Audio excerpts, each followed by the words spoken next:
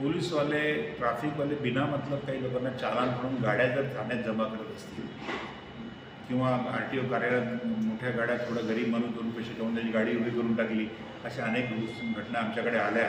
ताबडतोब आम्ही दुसऱ्या दिवशी DCP साहेबांना भेटलो. ते काहीतरी उडवाडीचं उत्तर देतो. त्यांना सांगितलं आम्हाला माहीत आहे शहरात काय सांगितलं, तुम्ही जनसामान्यांना त्रास देऊ नका, एवढीच आमची मागणी आम्ही त्या ठिकाणी ते समजून गेले.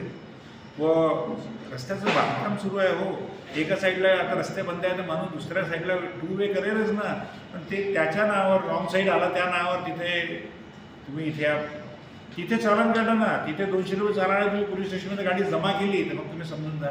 कोर्टात गेल्यावर 1000 रुपये लागते तर तो माणूस काय करत असेल विचार. हे आमच्या लक्षात आलं. ताबडतोब आम्ही दुसऱ्या दिवशी DCPकडे गेलो, हा प्रश्न सोडवला. OBC आरक्षणाबद्दल आपण काय सांगणार लोकांना? आरक्षणाच्या बाबतीमध्ये आज मितीला ज्यांचं रिझर्वेशन राहील त्यांचा सन्मान आम्ही करू. त्यामध्ये जास्त आम्ही इन्व्हॉल्व होऊ इच्छित नाही.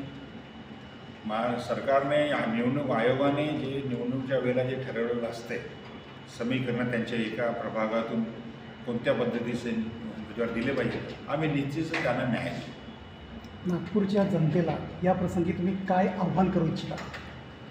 नागपूरच्या जनतेला असं मी आव्हान करतो की जर आमच्या हातून सगळ्याच्या जर चांगले काम होत असेल असं त्यांना वाटेल तर त्यांनी आम्हाला येणाऱ्या निवडणुकीमध्ये भरभरून साथ द्यावी.